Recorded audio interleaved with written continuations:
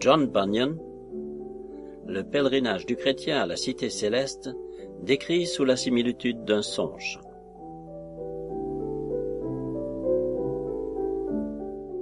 Paris, 1831.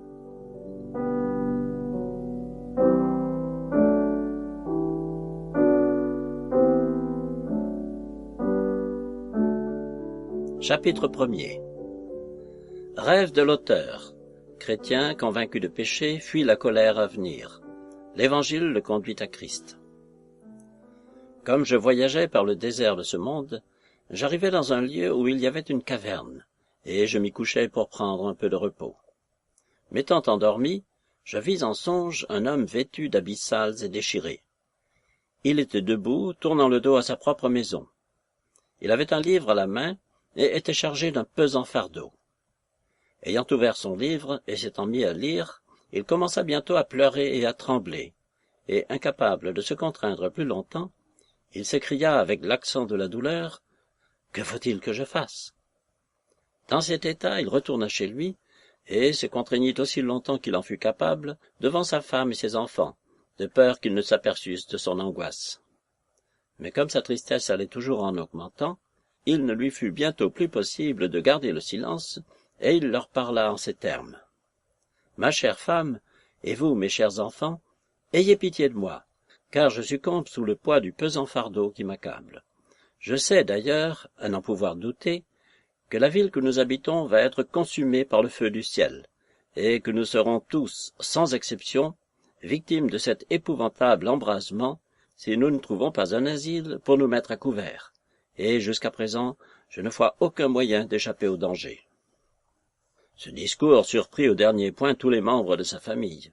Non pas qu'ils ajoutassent foi à ce qu'il disait, mais ils s'imaginèrent qu'il avait le cerveau troublé, et que c'était ce qui lui mettait ces étranges idées dans l'esprit. Espérant que le repos contribuerait à lui rendre la raison, ils l'engagèrent à se mettre au lit. Mais au lieu de dormir, il passa la plus grande partie de la nuit à soupirer et à verser des larmes, et le lendemain matin, quand on vint lui demander de ses nouvelles, il répondit qu'il allait de mal en pis et répéta tout ce qu'il avait déjà dit la veille. Mais bien loin de faire quelque impression sur ceux qui l'entouraient, ces discours ne firent que les irriter. Chacun se persuada bientôt que le véritable moyen de guérir la maladie de son esprit, c'était de le traiter avec dureté et mépris, en sorte que tantôt on se moquait de lui, tantôt on le reprenait sévèrement, et tantôt enfin on affectait de le négliger tout à fait et de ne plus se mettre en peine de lui. Quant à lui, il se retirait dans sa chambre pour prier pour ceux qui le maltraitaient et pour déplorer sa propre misère. Ou bien il allait se promener seul dans la campagne, tantôt lisant, tantôt priant. Plusieurs jours s'écoulèrent de cette manière. Or, un matin qu'il se promenait ainsi solitairement, les yeux fixés comme à l'ordinaire sur son livre, il parut tout à coup fort troublé, et s'écria à haute voix, comme auparavant, « Que faut-il que je fasse pour être sauvé ?» Puis il regarda de côté et d'autre, comme un homme qui cherche à fuir, et cependant il restait immobile, ne sachant quel chemin prendre.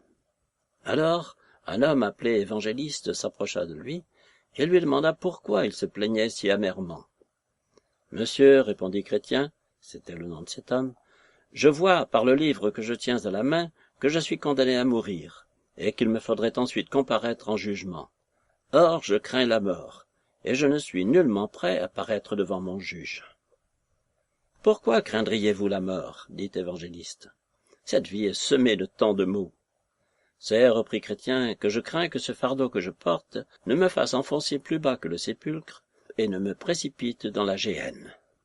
Or, monsieur, si la seule idée de la prison me fait trembler, que deviendrai-je quand il me faudra comparaître en jugement et subir l'exécution de la sentence? Voilà ce qui me jette dans le désespoir.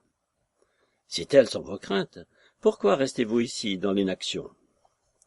C'est que je ne sais de quel côté me tourner.